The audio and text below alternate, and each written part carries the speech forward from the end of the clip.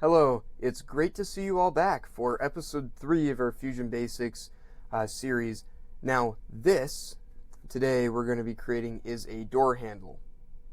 So, you can see we're going to be building off of some of the concepts of yesterday. We're not going to be learning any new skills per se, but we're going to be using those skills from yesterday and adding another layer to them. So now, the first thing we're going to do is create a new project.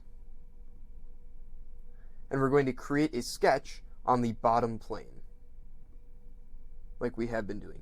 Now we're going to use a new tool now, the circle tool. And we're going to use the center diameter circle here. And I usually do it on the red line because I like it, but you don't have to do that. Because we want these circles, the centers, to be even height-wise with each other. And we're going to do one with 60 millimeters. You can just type that in. And then we're going to create another circle over here that is 30 millimeters. Actually, we'll do 40. 40 millimeters. Oh, that was way too many millimeters. So 40 millimeters. Now, to make it an even measurement and to make ours match, your 40 millimeter circle might be way over to the side or something.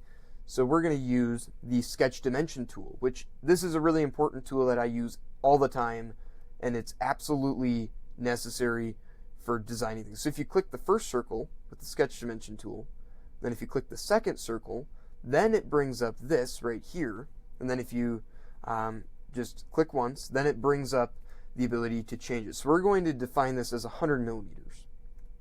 And then if we press enter, then it brings them together, and it's really nice. Now the next thing, we're making that base for the holder here, so we're going to use some lines. So the line tool is another super important sketch feature to know. And we're going to click the lines, and then we're going to find this topmost part. It should kind of latch in there, and then we're going to select it, and then we're going to find the topmost part here on the circle, and we're going to select it, and then it'll complete, and then we're going to do the same thing on the bottom here. We're going to find this, and then you can see it turns blue and solid, which means that we can extrude it. Now, another thing here I want to show you, I'll change back to the select tool, is in Modify, there's actually the trim function, which is nice and makes it easy to extrude it. Now, you don't need to remove these lines. You can just do multiple selections in Extrude, but it can be nice to remove them. But I'll leave them in just to show you how that is. But then we can finish our sketch. So we have this base sketch here. So now, how I'm multi-selecting here before I click the extrude function is if you hold down shift and click, you can select multiple objects or things. Otherwise, you can just click extrude, and then you can click all three of these and they'll extrude together. And now we're going to extrude up 20 millimeters.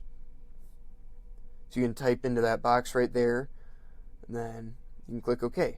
So then you can see we have our main body. Now, here's where we're going to open up another realm of possibility for our sketch function. Just like how our whole function from the last video, how we could have it on a different plane, we can also do that with sketches. So if we go into Create Sketch, we don't have to pick one of these orange planes. We're actually going to make this sketch on top of the base we just made.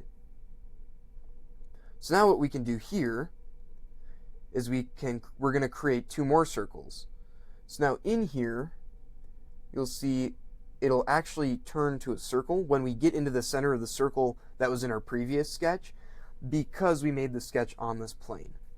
So once we get to that circle there, we can just tap and then drag out, and then we're going to do 15 millimeters. And then we can click enter, and we're going to make another circle. I'm just using that shortcut, and you can see my mouse pointer turns into like a circle there. Then we can drag out, and we'll do 15 millimeters as well. So now we have something that looks like this, and then we can finish the sketch. And you can see our sketch is on top of our object, which is very nice. So now the next thing we want to do is we're going to extrude one of these circles. So now I'll kind of show you. So here we can click this circle, and we're going to extrude this up. I think I did. We're going to extrude it up 40 millimeters. and then operation join, which joins it to our base object, and then we can click OK, and we have this. The other circle we have to extrude in, but you see it disappeared. So how are we going to get it? It's gone. Well, guess what? It's not gone. It's actually in this menu over here. So this is all of our components. So in here, we can click this arrow. Sorry, my mouse pointer was... There we go. So we can click this arrow, and it'll show us our previous sketches. So Fusion automatically hides a sketch after you extrude it, which is kind of a nice feature. But we want our sketch back. So we're going to go to Sketch 2, and you can see our sketch down here. It's our second sketch. So if we press that little I, it'll turn the sketch on. So now we can use it again, which is really nice. And then we can extrude this, so we can select it, and we can actually... So in the last video we used the hole, but this is another way to make a hole. So if we just... You can just go -100, and then it'll automatically change the operation to cut, and then it'll cut through the object, because it's just easier to place a sketch than a hole.